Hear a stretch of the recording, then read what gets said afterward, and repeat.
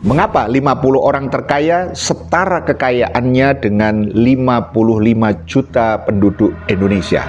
Laporan terbaru Center of Economic and Law Studies Celios memotret ketimpangan ekstrim di Indonesia dalam laporan ketimpangan ekonomi di Indonesia 2024 Republik Oligarki.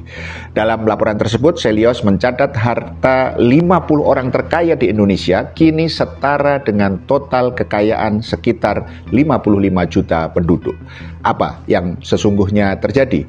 Pertama, orang super kaya di Indonesia mengalami peningkatan kekayaan yang ekstrim dalam beberapa tahun terakhir. Berdasarkan catatan Celios menunjukkan bahwa dalam periode 2019 sampai 2025, kekayaan 50 orang terkaya di Indonesia meningkat hampir 2 kali lipat dari sekitar 2.500 triliun menjadi 4.651 triliun rupiah pada tahun 2026. Angka ini berarti kekayaan 50 orang terkaya Indonesia setara dengan 1/5 PDB Indonesia yang nilainya 23.821 triliun, kata Celios dalam laporan ketimpangan ekonomi Indonesia 2026. Angka ini yaitu 4.651 triliun rupiah setara dengan total kekayaan sekitar 55 juta penduduk Indonesia per kapita, di mana PDB per kapita sekitar 84 juta. Kedua, dalam laporan tersebut menunjukkan lebih dari separuh kekayaan kelompok super kaya Indonesia berasal dari aktivitas ekstraktif atau eksploitasi sumber daya alam seperti batu bara, sawit, dan nikel. Pada periode 2019 hingga 2022, kontribusi sektor energi dan ekstraktif terhadap total kekayaan berada di angka 39-46%. Kemudian hingga tahun 2026, proporsi harta 50 orang super kaya yang berasal dari sektor ekstraktif melonjak mencapai 57,8%.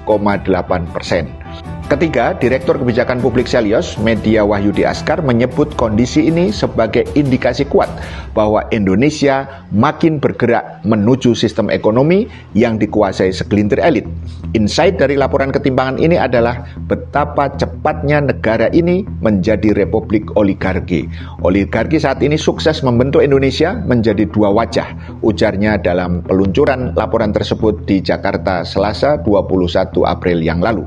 Ia menjelaskan wajah pertama adalah kelompok super kaya yang jumlahnya sangat kecil namun menguasai kekayaan yang luar biasa. Sementara wajah kedua adalah mayoritas masyarakat yang harus berjuang memenuhi kebutuhan dasar. Keempat, Askar mengatakan di saat buruh bekerja hari ini, itu upahnya hanya naik Rp2.000 per hari. Dan segelintir orang itu, yaitu 50 orang tadi, menguasai banyak kekuasaan hari ini. Dia juga menyoroti bagaimana kelompok elit itu tidak hanya menguasai ekonomi, tetapi memiliki pengaruh besar terhadap penentuan harga dan kebijakan. Transportasi online, siapa yang menentukan harganya? Minyak goreng, siapa yang menentukan harganya? LPG 3 kg, siapa yang menentukan harganya? Mereka punya kendali atas banyak kondisi ekonomi hari ini. Kondisi ini menurutnya terjadi di tengah realitas masyarakat yang semakin terhimpit. Dia menggambarkan banyak warga harus bekerja lebih lama, bahkan hingga 14 jam per hari hanya untuk memenuhi kebutuhan hidup. Kelima, merespon temuan Celios, perwakilan MBG Watch, Anet Mau, menilai situasi ini sudah melampaui sekedar ketimpangan. Ini bukan bicara soal ketimpangan. Kalau kita bicara ketimpangan, itu orang pincang jalannya. Ini bukan ketimpangan lagi, gapnya terlalu besar, ujarnya. Menurut Anet, konsentrasi kekayaan yang ekstrim ini terjadi karena ada peran kekuasaan dalam melanggengkan dominasi elit.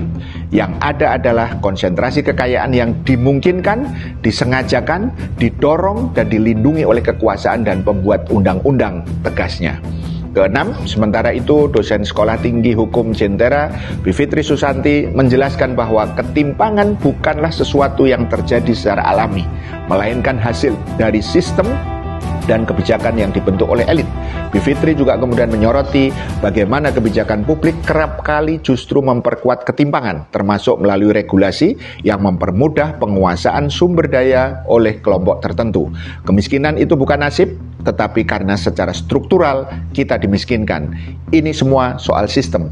Bayangkan sekelompok orang digusur mungkin hanya dengan selembar kertas, peraturan menteri tentang proyek strategis nasional katanya.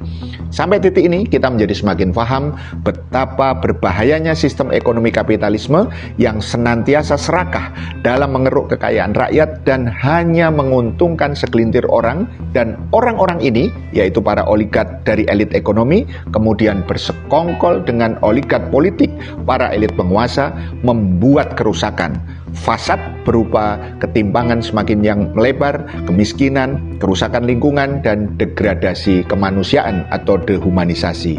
Sungguh, sampai kapanpun kapitalisme di negeri ini dan juga di tingkat dunia tidak akan pernah memberikan keadilan dan kesejahteraan hakiki. Another world is possible. Itulah Islam dengan syariah kafah dan ekonomi Islam yang berkeadilan, mensejahterakan dan memberikan keberkahan dunia dan akhirat. Paham sampai di sini? Salam melek politik.